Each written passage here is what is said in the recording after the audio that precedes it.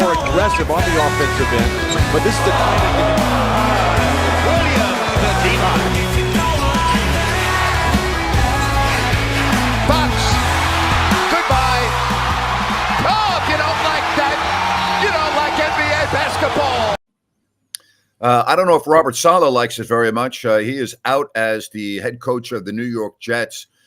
Reading all the New York tabloids, it's very interesting to get their perspective on all of this. I think the real thing that sticks out to me, Ryno, is that the owner of the Jets had a conversation, okay, with Aaron Rodgers last night. Yep. Okay. Are you meaning that? And he said he didn't talk to Aaron about this. Are we going to really believe that? Absolutely not. It's the same thing with LeBron James and JJ Redick. We didn't talk about the job. Grant, it would be negligent not to advise with your quarterback of that stature. It would be, especially when they moved heaven and earth to get him to New York and have done everything for him. You're going to tell me that the owner of the Jets calls up and speaks to Aaron Rodgers 12 hours before a decision of this magnitude, and it doesn't come up in the conversation. And the point being is, if he talked to Aaron Rodgers, Aaron at that point could have said, no, that's the wrong move. Don't do it.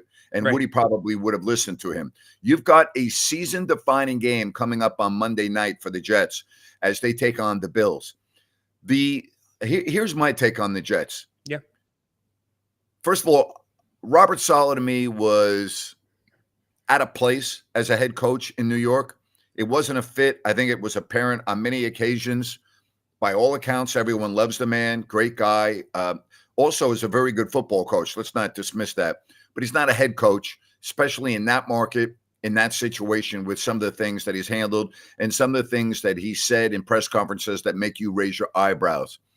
I personally do not feel that the Jets are a playoff team with the Aaron Rodgers that I have watched this year. Aaron Rodgers has had one really good game. It was on a short week against New England where he looked great. Other than that, he has looked very much like a 40-year-old quarterback with some wear and tear and some nagging injuries, and I don't see how that changes. Yeah, Grant, other than the game that you're talking about, him getting out of the pocket, him escaping any type of pressure really has not been there. The legs are not there, which means you better have a damn good offensive line or Aaron's got to get the ball out of his hand quick. And we know Aaron can do that, but the O-line's not protecting him. And to your point about Robert Saleh, he reportedly was surprised by this. It seems like he's probably the only one that was surprised by this, especially when you have a move possibly on the table like Devontae Adams. Woody Johnson made this move for one reason and one reason only. He understands that this game coming up on Monday night is a season-defining game. It either sends you in the right direction or it has you spiraling downward. I told you, not that you needed me to tell you, but I said on this channel back in the summer that if the Jets got off to a poor start, look out. Okay? Yep. Well, they're off to a poor start, although they're right there. If they win the game against the Bills, they're in first place because that division with the Dolphins figuring to be one of those teams at the beginning of the season, they've fallen off the map because of their injuries, especially to Tua. So this right now is a two-team race between the Jets and the Bills. The Bills have lost a couple of heartbreakers. But when I'm looking at these two teams, the Bills are a better team than the Jets, and I expect them to win on Monday. What you don't know is, will the Jets have that, let's show that the owner made the right move and let's get behind this coach, blah, blah, blah. But I don't see how that makes Aaron Rodgers healthy for Monday. Yeah, I mean, is it really getting behind the coach or is it getting more behind Aaron Rodgers? It kind of says all in with you. You have a big say in what we're doing. And on top of that, Woody Johnson has said that this is the best Jets team they've had in 25 years. Well, the Jets have had a lot of bad teams over those years, but I don't know about that. I would also find it interesting that in the New York Post, they talked about how Robert Saleh was contemplating removing Nathaniel Hackett as the play caller. And that the new interim coach, Coach Ulrich, is also thinking of doing that. So the fact that that's already out there now in the media eyes, and what's important about this, Aaron Rodgers has backed up Nathaniel Hackett through thick and thin and is his biggest supporter. So there's a whole nother dynamic going on here as it relates to the offensive coordinator.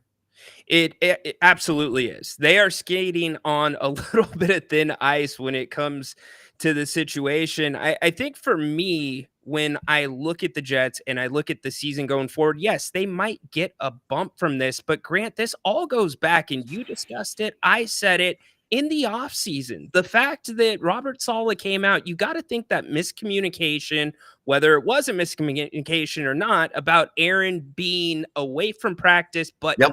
excused. You got to think a fracture kind of started there with a relationship that really didn't seem like it was budding as nicely as you would like it to. Well, I got to tell you, even as of last week, Aaron Rodgers and Robert Saleh were talking about their relationship, and they both spoke in glowing terms. Like, it seemed to be genuine. I don't know what the real truth is other than what my eyes tell me. And my eyes tell me the Jets are not a very good team.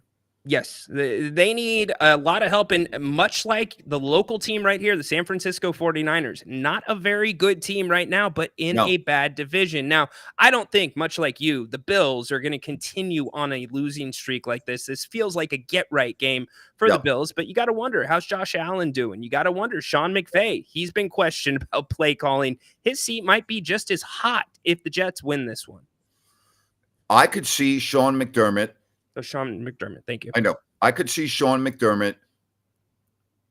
He's very close to losing his job, especially with his, I don't want to say incompetent, but the decision-making at the end of the game last week against Houston was inexcusable, and he came out and took full blame. That, along with the playoff failures, he is very, very much on the hot seat in Buffalo. Make no mistake about it. Yeah, and Josh Allen, other than last week, he's played at a fairly high level this season, and he looked great in Miami. The week after that, they've shuffled personnel, Grant. They made a big move getting Diggs out of there. So where else do you look after that? You got to start looking at the coach names. I don't think there's any question about that. All right, Monday Night Football, we saw the Chiefs. They're amazing. They don't look good, and yet they just find ways to win. That was the point I was making about the 49ers yesterday. I think the 49ers are a good team, but they're not finding ways to win these ugly games, such as the Rams and such as Arizona. The Chiefs find a way to win these ugly games. They just find a way. Yeah, and Grant, they've been dealing with injuries just like the Niners. I'm not going to say their injuries have been as significant, but they've been pretty damn important. And what else do you expect from Patrick Mahomes and that Andy Reid coach team? They've won 2 championships in a row. The question becomes, just like with the Niners, attrition, Grant. Can they get some guys healthy? Are they going to continue having injuries? And they have their kicker, Jake Moody, out for several weeks now. So, keep that in mind. They've signed a kicker, and we'll see how that turns out. Cody's been very active, and we appreciate his input. He was at the Cal-Miami game, and he was talking about what a great experience that was in game day, and we had Condog on yesterday. He said, thought Cal had Miami. Crowd was pumped all game until the final 26 seconds. 4 50-plus yard plays for the Golden Bears. Sad exit, very fun at the college game day as well.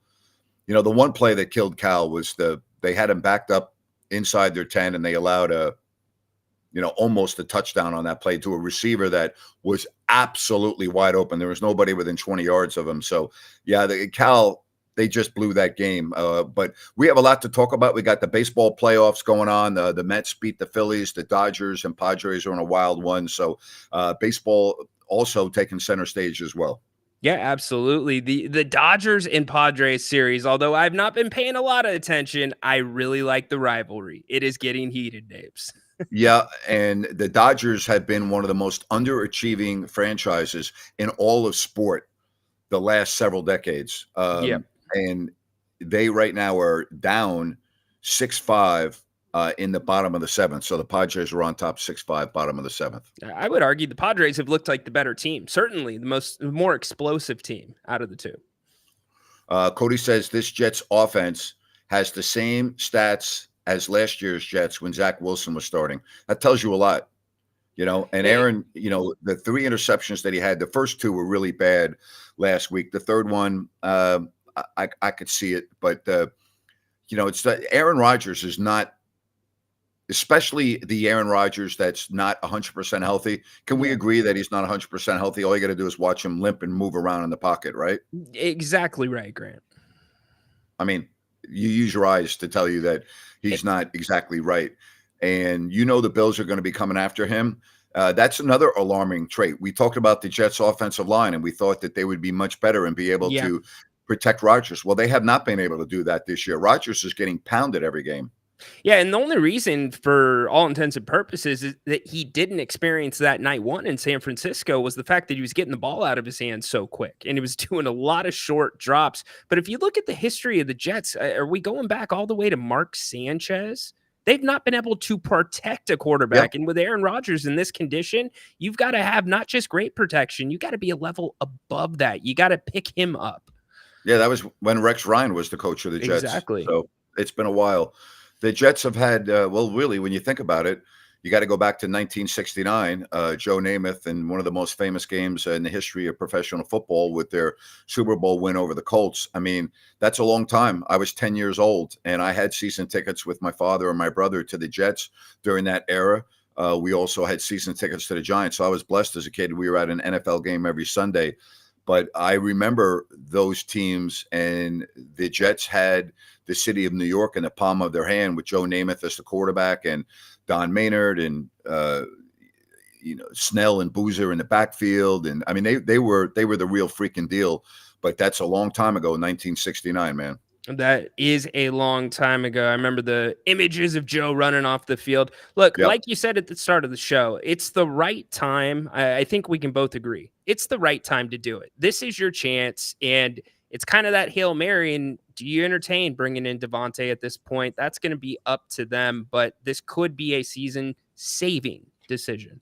Okay, if the Jets lose on Monday, yes, and things do not go well, this will spiral out of control in New York. All right. You've heard it here first. I'm telling you, if the Jets lose on Monday and don't look good, this season will spiral out of control, and the Jets will be lucky to win a couple of more games this year.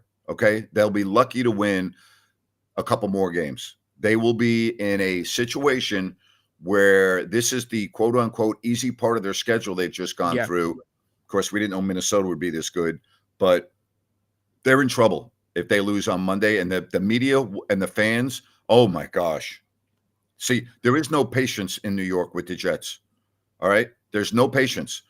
The media, the fans, sports talk radio, it will be ruthless for the Jets if they do not win on Monday night. Well, Grant, if they don't win, there's almost an argument that you got to kind of blow this thing up, and you don't continue to push all the chips into the middle of the table with Aaron Rodgers. You don't go get Davante Adams, which will piss the fan base off even more, because then you're investing in older players. You're tying up a pick. You're paying them a lot of money, and you're seeing what's working right now and what's not. Good to have Anita on the chat. Anita, hope that you are doing well. Yes. Said, not sure what to make of these NFL teams through the first 5 weeks. Is there a team or teams you see as the real deal? I will always tell you the Kansas City Chiefs are the real deal as long as they have number 15 calling signals, okay? They're well coached, and they just find ways to win. So to me, they are the real deal. I think that even though they don't look good, when they get everything back and in gear, they're going to be very difficult to beat in January. I don't disagree with you. I'm going to add to that the Baltimore Ravens, regardless of their start at 0-2, Grant, they have outrushed all of their opponents by over 100 yards. Derrick Henry. Spot on. Lamar Jackson finally has that true power rushing back, changes the formula, and it fits perfectly into what Baltimore wants to do now and into the winter. I'm with you on that. The biggest issue I have with Baltimore is Lamar Jackson in January. It's a good point. But when you have the ability, assuming that Henry is healthy, to run the ball the way the Ravens run it, plus with the run pass option with Lamar Jackson, that takes, as you just said, a lot of the burden off Jackson to be Superman in the playoffs, because you can hand the ball off to number 22 and let him be Superman. Exactly right. And you hope number 22 can hold up. He's been pretty durable, but if he goes out, that does change the formula. But you kind of, as a defense, it takes away that spy to a degree, because you've got to bring somebody else in the box to defend Henry at this point. In the NFC, I have to give the Minnesota Vikings credit for what they're doing. Sure. I mean, I can't ignore them. I still think that Detroit and Green Bay, as the season progresses, will be very much in the mix in the NFC. Yeah, I think that is probably. Do you think that's the best division in football? Yes. Yeah, Yes, they do. I'm with you there. I gotta say I'm closer to being sold than not sold on the Minnesota Vikings. The Me defense too. has been on point. Now it's a long season. Can offenses figure it out? Kings fans, what did Toronto do to Demonis Sabonis that changed the formula for everybody else that came into the Golden One Center? So do they figure out a fix there? But Sam Darnold and Kevin O'Connell, Sam's doing what and taking what the defense gives him, and the decision making has not been bad at all. I really like him. I like him. All right. We are happy to be with you. If you want to join the show, you can do so. I'm also looking for a rant. All right. A rant with Grant. I'll do a rant. So give me some rant ideas, and I'll be happy to do that here in a couple of moments. Get them in there. What was the rant the other night? We had Bronny, right? A little bit of Bronny action. Okay. Yep. Last night. Yep. Bronny's off the board. Bronny James. Yeah. It doesn't have to be sports. You can put some non-sport rant ideas in there. That's correct. Have some fun with that. Thank you very much. On this show, we can go outside the box. So absolutely. Good job there. Good job there, buddy. You're absolutely correct. I am trying, my friend. And by the way, we don't tell you this always, but make sure you are subscribed to the YouTube channel. More important than subscribing to the YouTube channel, remember, you can take us on the go. All of the audio from these shows, download it at grantnapier.com. If you don't like that.com, Spotify, Apple Podcasts, wherever you find your podcasts, you will find it there. All right. We appreciate the comment. Love your show, Grant and Ryan. The Niners look like a mediocre team. When do you guys think McCaffrey's coming back? Not till November. I don't agree with you that they look like a mediocre team. I think they look better than that. They have really played very well in their losses, except for they have been stalled in the red zone, and they've just had the most inopportune turnover. I don't think they look like a mediocre team personally. I think they look like a better team that's finding ways to lose as opposed to finding ways to win. Exactly. Well said. I think that there's been some football IQ issues. They have been the beneficiary of bad luck with injuries. I know every team deals with that. But at the end of the day, here's a thought, Grant. Do the Niners reach out informally to Saleh to say, hey, you don't have to be on the sideline? Don't have to be a coordinator, but can you be a consultant? Can you help us tweak this defense? Brandon Staley's not exactly getting it done. In my opinion, they either have him come in as the defensive coordinator or they don't have him come in at all. Fair enough. Fair enough. I don't think they do any other. And if I'm Robert Saleh, I wouldn't want to come in that situation. So I don't know how likely that is at this juncture of the season. You got to remember, and you know this is a short week for the Niners. They have a game in 2 nights against the Seattle Seahawks up in Seattle. And if you want to talk about a huge game in this division, this is one. I thought the Seahawks they looked very bad against the Giants defensively. Their tackling was bad. Their run defense was non-existent. And the Niners are going to give them a very, very steady dose of running the football.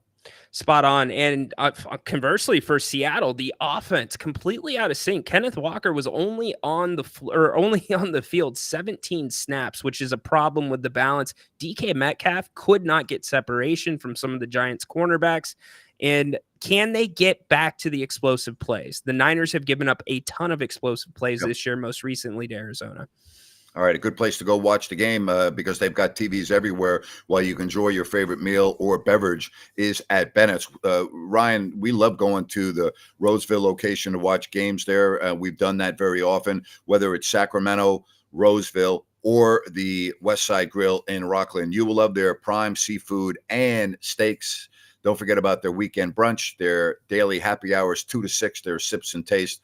If you go to Bennett's Restaurants, you can make a reservation or more. That's Bennett'sRestaurants.com. And I want to tell you about the newest residential community in Calusa from Blazona Development. It is Sunrise Landing. And if you go and check out their website, you will be able to get more information on their various models. Remember, no Mellorews, no homeowners, good access to the major arteries, adjacent to the Calusa Golf and Country Club. Go check it out. Sunrise Landing at CalusaSunrise.com.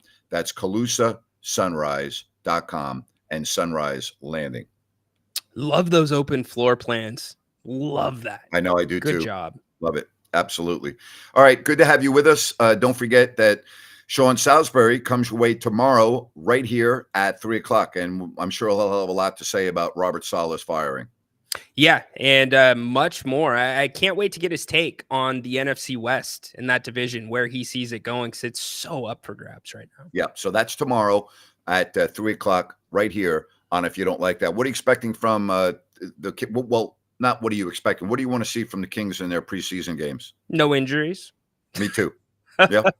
First and foremost. Yeah, no injuries. I want to see what they do. They're not going to give everything out offensively, but what does the floor look like with DeMar?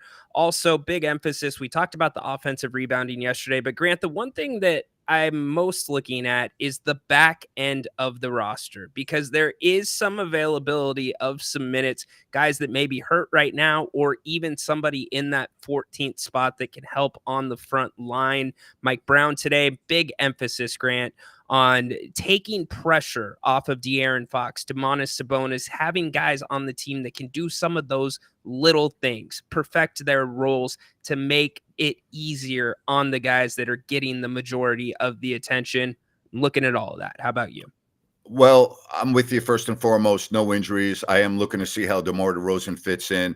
And, we're right around the corner from the opener, against Minnesota. And the interesting aspect of this is Minnesota will already have a game under their belt. Right. Which I think is important because they have some new pieces with Randall and DiVincenzo. And that's going to be a very interesting early season matchup, because the excitement around DeRozan and the Kings against the team that some feel is no worse than the second best team in the West, along with Oklahoma City. It's going to be a very nice, easy, exciting kind of a let's see where we're at early in the season kind of a thing. You could lose and it's not going to, but it's just going to be a nice test.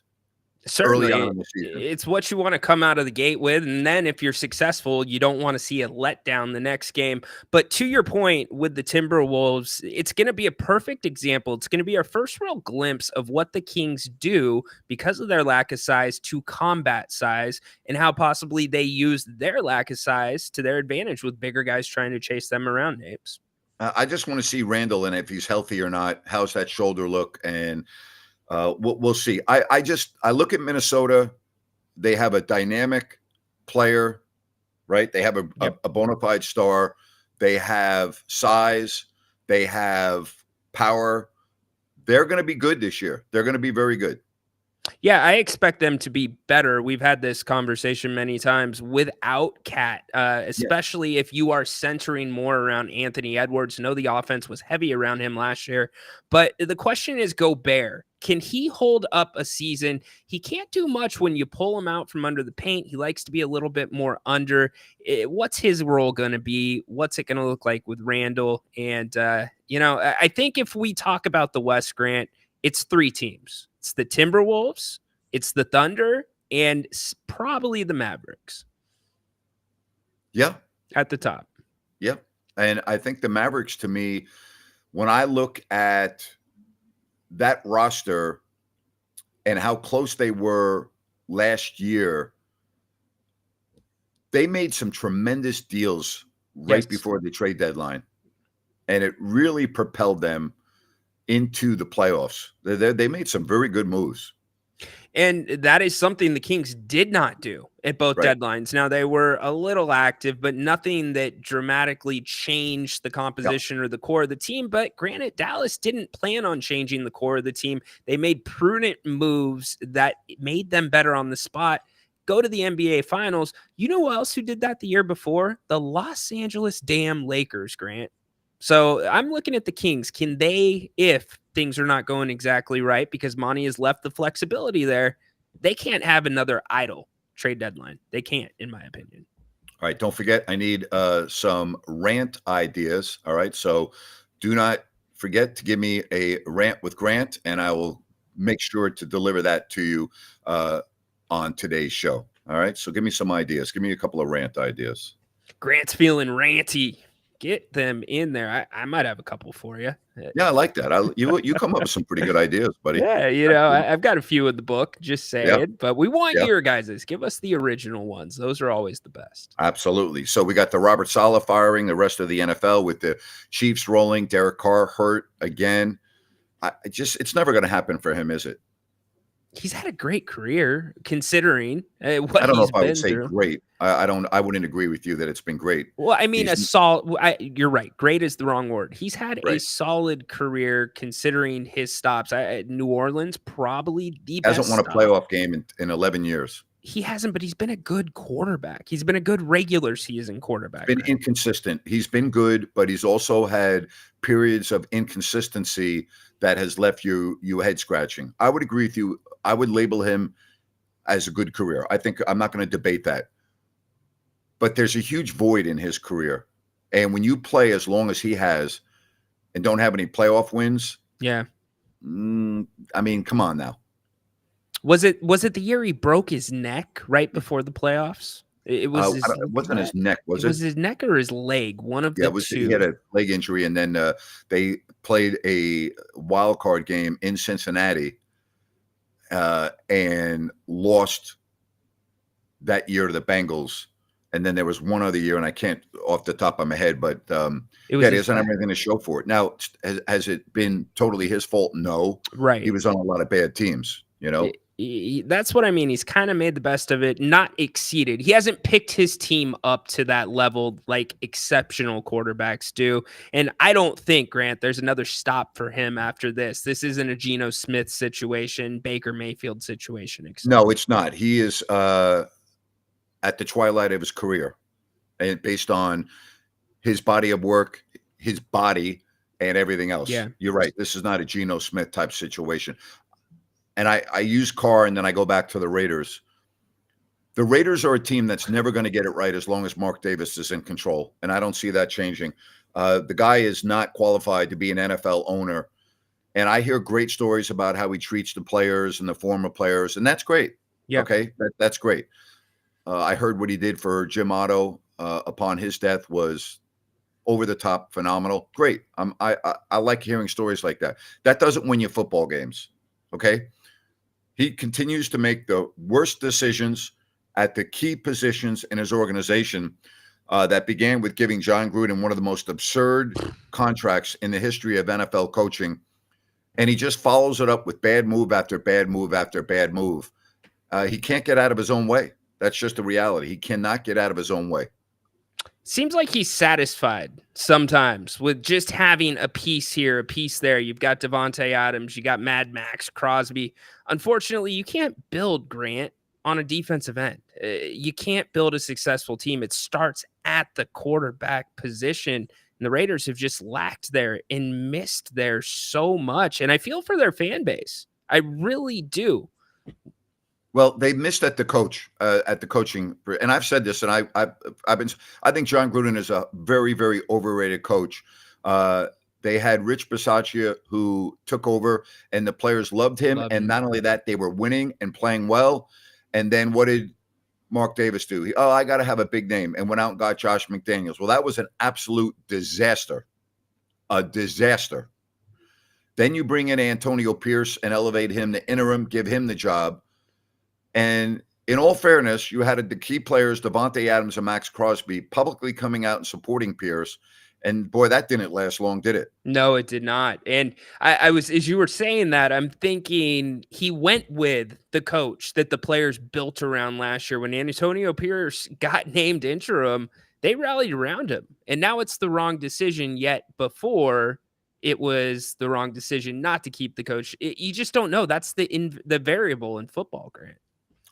They had some momentum after beating Baltimore 3 weeks ago in Baltimore. And they came home and took on a bad Carolina team that had benched Bryce Young for Andy Dalton. And Andy Dalton went into Las Vegas and looked like Joe Montana. Yes. No, I'm serious. I He mean, did. I know. it was you cannot beat Baltimore, come home and take on a Carolina team and get shellacked. That just can't happen. And it happened. Yeah, no, can't happen at all. And that was one of the more confusing ones. Now, granted, Andy Dalton, that Panthers team was bad with Bryce Young. I don't Yeah. know if that shows you if it was Bryce Young or if Andy is still got it. It's Well, kind of based on what's happened since then, I would say it was more of the football team with a combination of Bryce Young. But, I look at the Raiders. They went to Denver this past week, and they got embarrassed. Yep, blown out by Bo Nix. Bo Nix. It's Bo something Nix. about these quarterbacks, Grant. I know. The rookie quarterbacks this year, all of them have experienced college careers. They stayed around. Something to that. Something. All right, so I need some rant ideas. You got some for me too, buddy? Yeah, I can cook a couple up if we're not getting them in the chat. Dennis, you're a rant guy. Cody, you're a rant guy. Get them in there. Yeah. How about that? Right? Absolutely. Well, while we wait for our rant ideas, I'll tell you about New Works Plumbing. They are available around the clock, 24/7 for all of your plumbing needs and repairs. Just go to sacserviceplumbing.com or call the number on your screen. New Works Plumbing, they've got a fix for you. Once again, that is sacserviceplumbing.com. All right. I'm going to give you a good one here. How about fans throwing things on the field? I've never understood that, and I have been at games for 60 years, and at times I've seen it. I've been at games where there's snow and fans take the snow and throw it. I do not understand the mentality. And I'll tell you something else. If you brought up a very good point. I remember sitting in the bleachers at Yankee Stadium when fights would break out during the New York Giants games as a little boy. I remember that. But the fights, from what I remember, are not the way they are today at our stadiums. There has been a fatality at our stadium from a fight in Foxborough a few years ago. The fan violence at our stadiums now, I don't know if you read the story about the lady and her husband who went to the first Dallas Cowboys game. Did you see the picture of her in intensive care in the hospital? It was nauseating, awful, horrifying. Yes. What is going on with our society where, because you are rooting for a different team, you get sent to the hospital and in some cases die, and the act of violence of stomping on someone's head when they're already down, it's the worst. It's terrible. Is unfathomable to me. What's going on in our society, in our stadiums? I mean, what's going on? Grant, I don't know if it starts with the people in the fights or it's the people watching the fights online and giving these things hundreds of thousands of views on TikToks and followers and selling them to different websites. That's the problem. Yes, no, go ahead. Yeah, to me, that's the problem. It's a vessel. It's cool to some people, and they don't realize it can be life altering. But there's a whole nother aspect of that. If you are inciting fan violence, yes, okay, and you are in a fracas, an altercation, because everything is completely documented by stadium cameras and cell phone cameras, you are going to be caught, you're going to be arrested, you're going to be prosecuted, and your life will no longer be the same as it was at the start of the game. Okay? Sure. So does that not enter your mind if you're thinking of getting into a fight with somebody at a stadium? Obviously, it doesn't. Yeah, you would think that would enter your mind. And Grant, here's another thing too. You talked about people stomping on other people's heads. When you think back to the fights that you saw at Yankee Stadium, obviously I wasn't there, but anybody that gets in a fight today, it's almost never one-on-one. I know. Inevitably, somebody's coming in for that Yep. cheap shot, the kick, Cold. and then Yep. another Sucker person punch. piles on. While conversely, fights I remember, okay, you let them go for a couple seconds and then you pull them back. It's not compounding. The other aspect, it just seems to me that in so many of these cases, security is so late to arrive. I mean, it's like the one thing I remember, even at the bleachers in Yankee Stadium, which you only had one access point. When I mean one access point, you walked out of a tunnel, like, right? You walk, Yeah, there was one exit and one entrance to get to the quote unquote concourse level, if you want to call it that, at yeah. the old Yankee Stadium. But I always remember that, security would be there in a hurry. Now you got to remember, this was pre-cell phone. So you had other fans that would try to break up the fight, and not 95% of the time, not 99% of the time. One thing that was very apparent to me, even in an early age, is these fights stemmed from fans being inebriated. Okay. Yes. I'm not using that as an excuse, but we're not looking at fans at these venues that are sober that are getting into these fracases, right?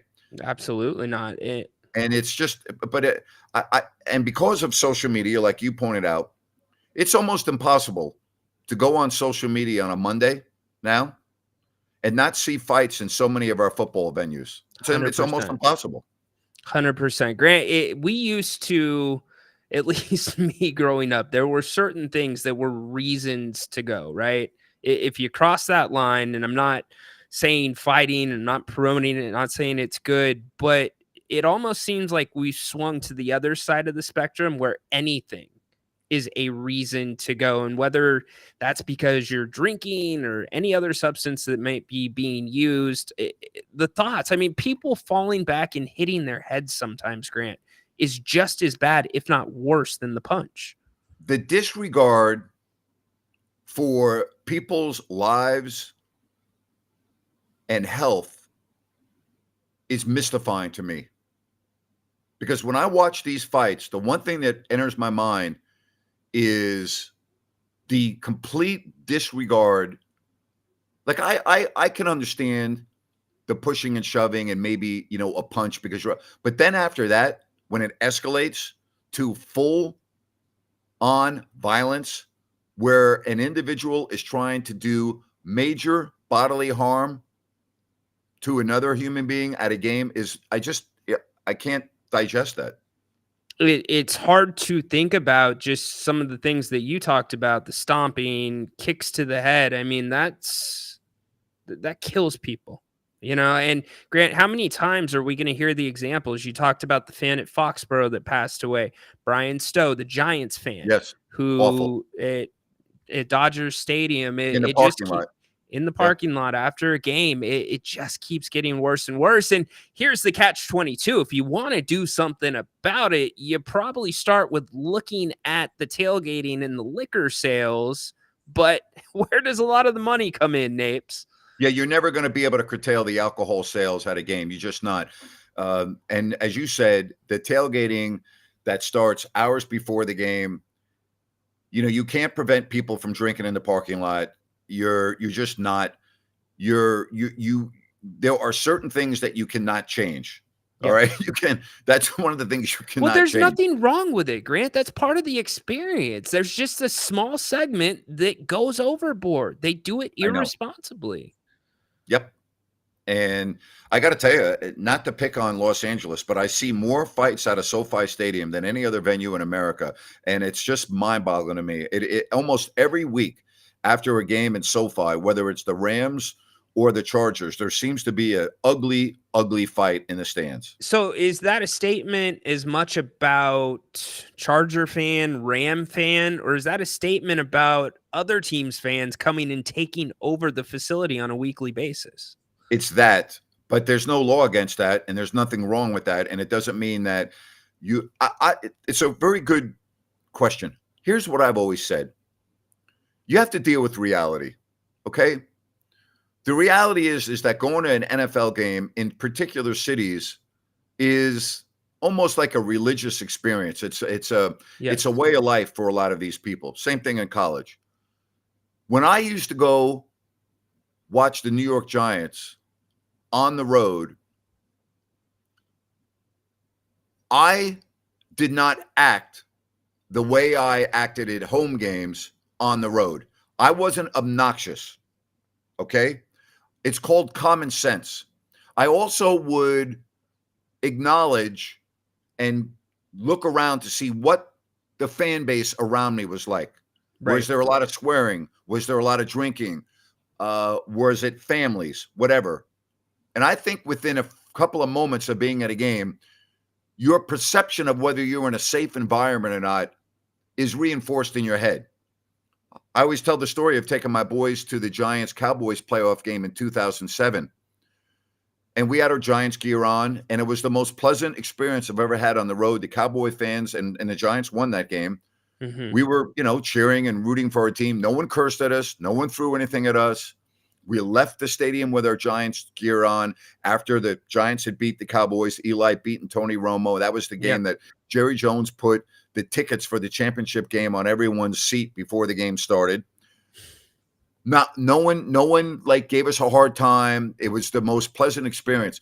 That's very atypical that I have found in traveling around the country and rooting for my teams.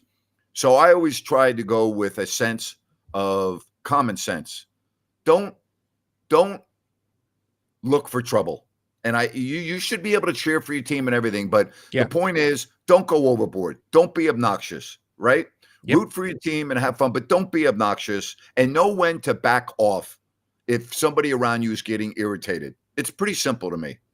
Why do we watch football? For enjoyment, for camaraderie, for fanship, right? The Seattle Seahawks, the 49ers, a heated rivalry, especially 10 years ago.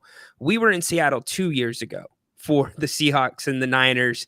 And we were on a plane full of Niners fans. And although it was cheering back and forth, completely respectful throughout the city of Seattle that weekend. Seahawks fans, Seahawks, and the Niners do their Niner gang stuff. All fun, almost like a pep rally scene. Game completely fine. Yes. So there are good experiences like you just explained, but I think, and I don't want to put this on fair weather fans or people that aren't complete football fans. Some people go for more of the environment, the macho-ness, it's weird. Go ahead. Sorry. Padres have beat the Dodgers, so they get a little bit of control in that series. Pretty amazing, isn't it? The best way to say this is, if you can be traveling anywhere in the world, and if you are wearing your team colors and you run into a fellow fan, you will strike up a conversation and you'll be like best buddies. I'm exaggerating a little bit.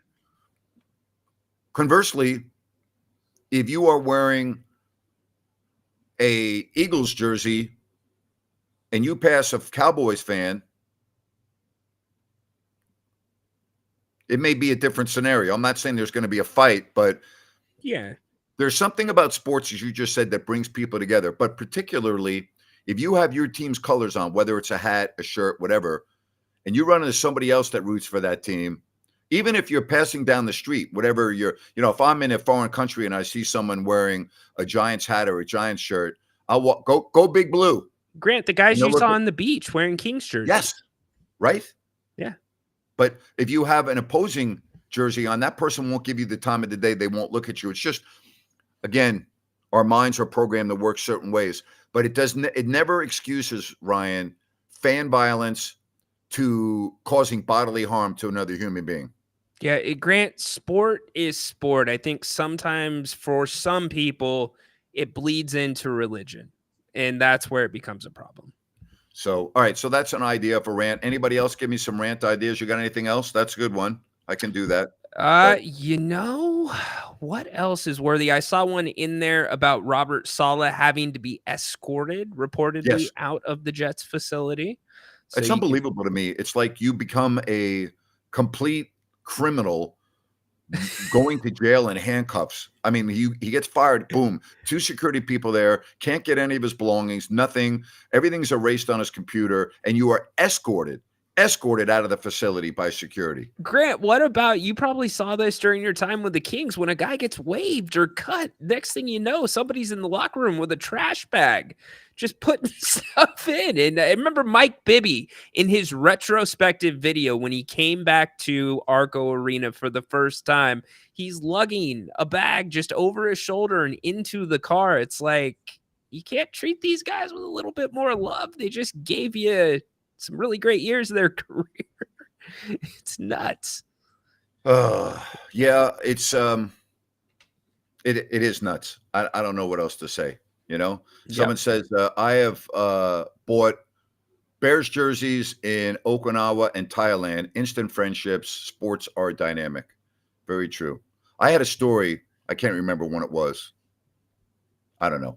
The last time I was in Bangkok, I was out at a venue, and there were 4 Thai young people. I don't know how old they were. I'm going to guess early 20s, sitting at a table next to us, and they were drinking some beer, and there was a band playing, and a guy had a Kobe Bryant jersey on.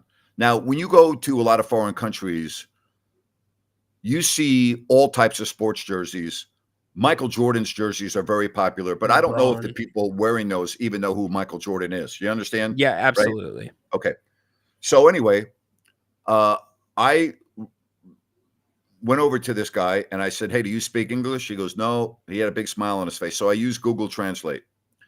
I said, the jersey that you're wearing, is it just a jersey to you, or do you know whose jersey that is?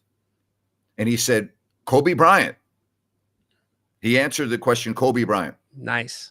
So I went on my phone and showed him the picture of Kobe and me shaking hands the last time Kobe played a game in Sacramento. This guy lost it. Like, he could not believe that that was me shaking Kobe Bryant's hand. And then during that game, I had a close-up of Kobe Bryant in his jersey, and I showed him, and the guy went crazy. The guy then goes, "Are you on Insta?" You know, he followed me on Instagram. Yeah, he followed me. You know, he's like he subscribes to our YouTube channel. Love hey, if it. you're watching right now, even though you don't speak English, it was very nice meeting you a couple months ago. Thank you. But you know, again, sports brings people together like none other, right? Absolutely. It's a unifier. And I think that's what drives us nuts when we see it separating. True fans, that's not what it's about. So, hey, I got one more rant idea for you. How about the NFLPA's letter to the media talking about maybe taking a step back, giving these guys some space in the locker room. Let them be decent before you come and talk to them at their lockers. What do you mean be decent? Mean be properly dressed? Yeah, let them be dressed. Approach them somewhere outside of the locker room. I think it's imperative that our sports media members are in the locker room, because you get things in the locker room that you can't get outside the locker room. But I've always felt that the lack of privacy, and you use the word decency, has always been an issue, and it's always puzzled me how there isn't a better way of doing this. Okay? Yeah. I mean, I don't know about you, but I don't want to be getting naked and changing my clothes when there's 25 people doing an interview right next to me with the player there. 100%. You know what I'm saying? 100%. And you don't have to have that. I know, you know, in Sacramento, they have an area where the players can go where the media is not allowed and get changed and then come out there. But it's each individual's preference. Yeah.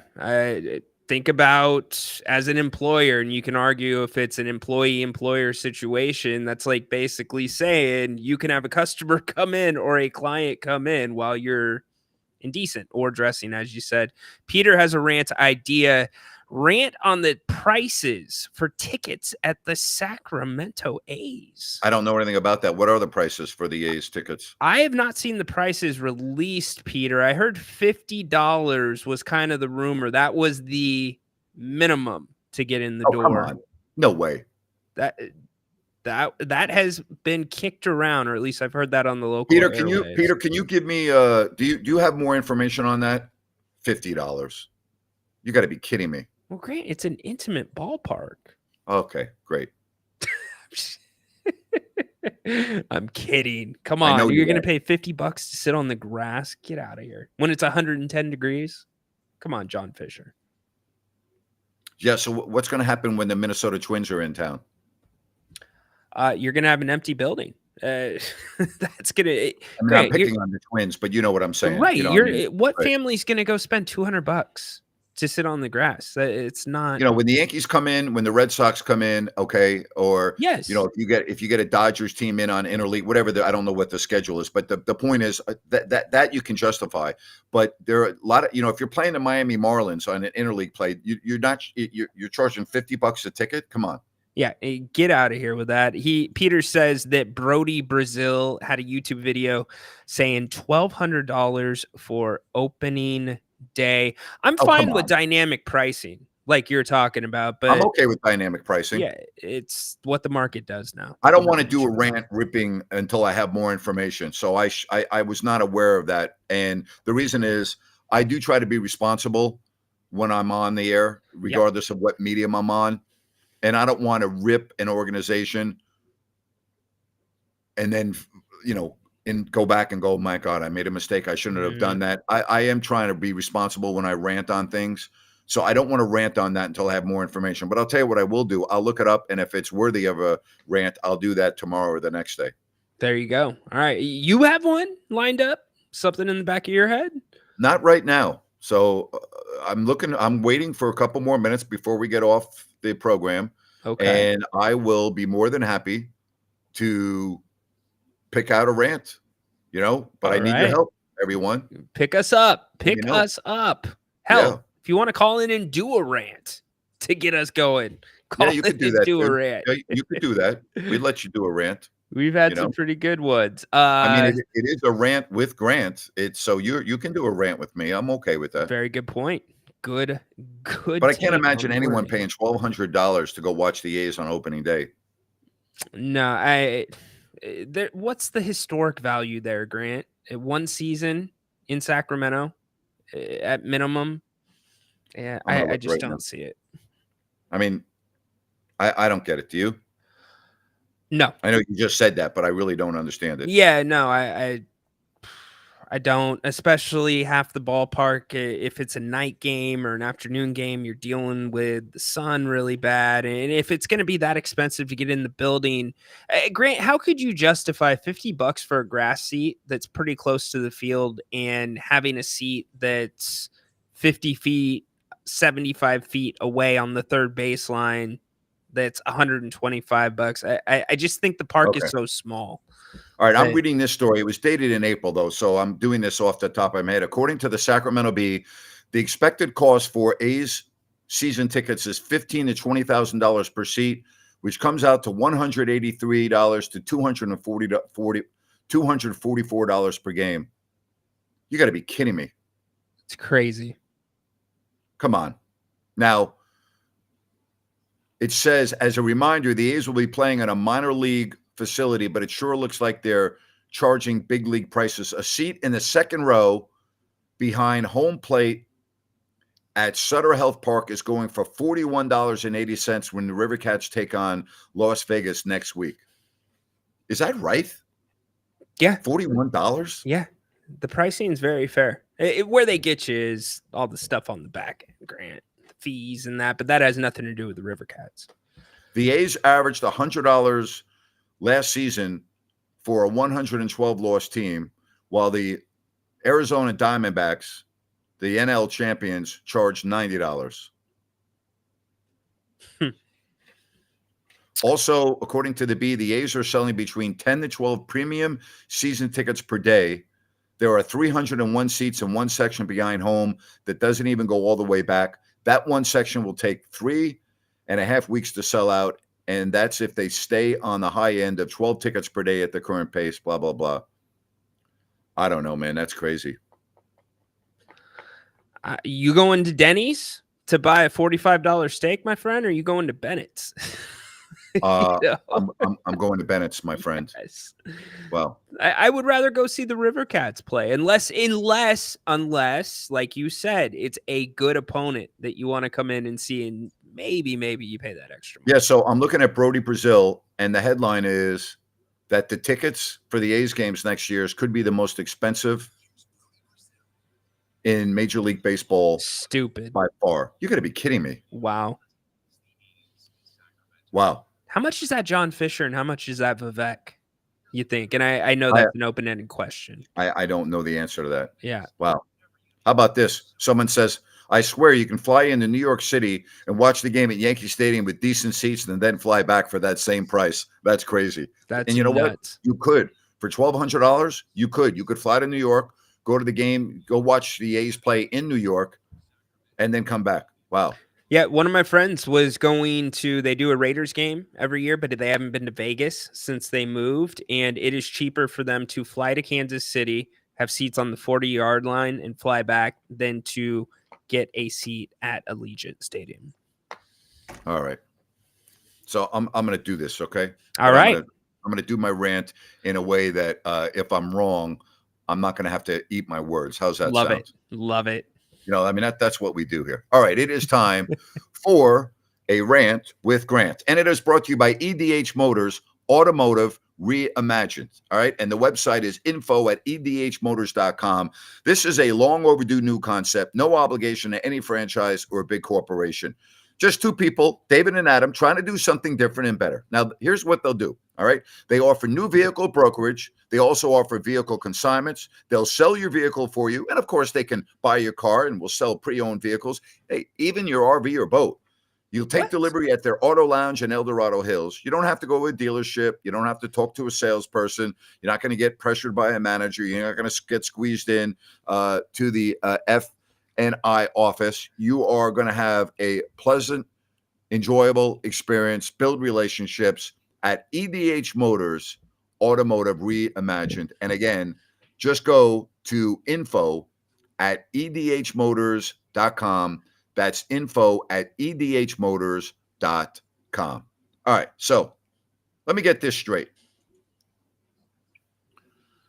Because the A's are going to be playing in Sacramento in a venue that is very small, relatively speaking, you're going to charge ticket prices that we have been going over, regardless of whether the information is 100% accurate, some inaccurate. But I guess the point is that the tickets are going to be very expensive.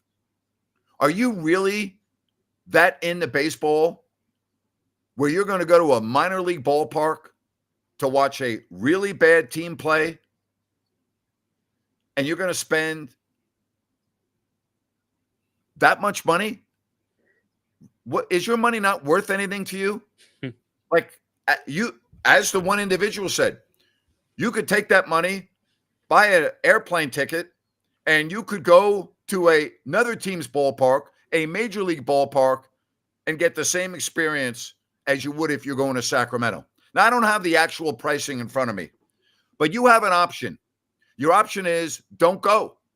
Watch the games on TV if you really care that much about it. Or if it's a very special occasion and you grew up in Baltimore and the Orioles are coming in, or you grew up in New York and the Yankees are coming in, or you grew up in Chicago or whatever, Texas, and the Rangers are coming in, and you want to go watch your favorite team play in Sacramento and you want to go to one game, all right, I guess you make the investment. But this is absurd. And again, pardon me for my ignorance for not having more information on this. I was totally unaware of the ridiculous pricing that people are now sending me messages as I'm doing my rant live. Really? Are we talking about the same Oakland A's team that I think we're talking about? So what's the price going to be when the Minnesota Twins come into town? What's the pricing going to be when other bad teams come into town? Am I missing something here? Help me out. And you really think the A's are going to stay in Sacramento past the first year? Here's my question. What happens if the attendance in Sacramento is not very good? What happens if come July and August, as Ryno said, when it's 105 degrees out, people are like, screw it. I know I paid a lot of money for the game, but I'm not going to sit out there and die. I'm not going. Is this really going to work? This type of pricing really going to work for one of the very worst teams in Major League Baseball? You know what the answer to that is? Hell no. It's not going to work. Hell no. And that's my rant for today. It's such a great point, Grant. What if the River Cats outdraw the A's? They won't. But what if it's close? Well, I'm going to watch, when I get off the air, I'm going to watch Brody Brazil's YouTube. Yeah. But, you know, he's, and it's a shame that he's not working there anymore. Yeah. I like Brody. He's a good guy. Brody is great at what he does. Very in tune. Like listening to him as well. Cody says the A's said they plan to up the payroll, spend a few more dollars. Really? Oh, great.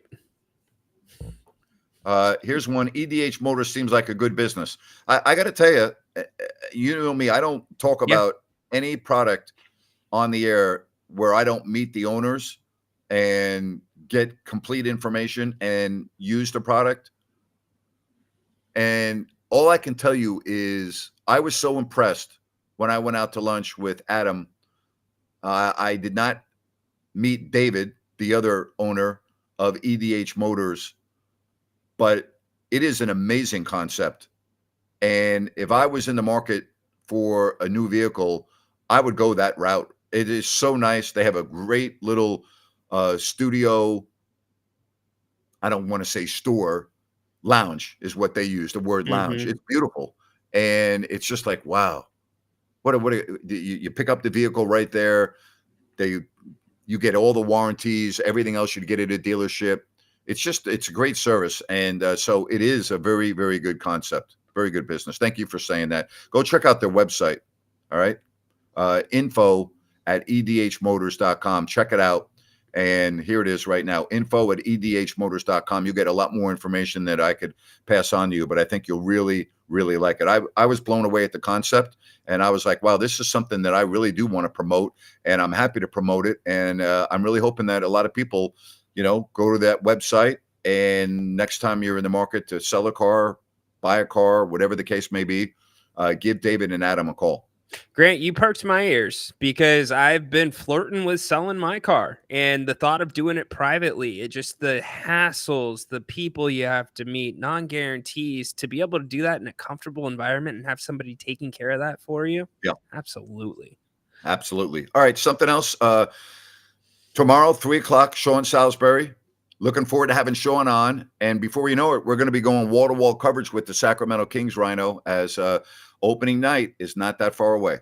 Yeah, absolutely. Do you want to do a show tomorrow night, my friend, after the game? I don't think I can, but I will get back to you on that. But okay. I will 100% be doing a show at 3:00. Okay, great. I will be here then, hopefully with you, if it works out. I'll be here after the Kings game. We'll talk about what we saw, kick it around, and hopefully you can join us. Sounds great.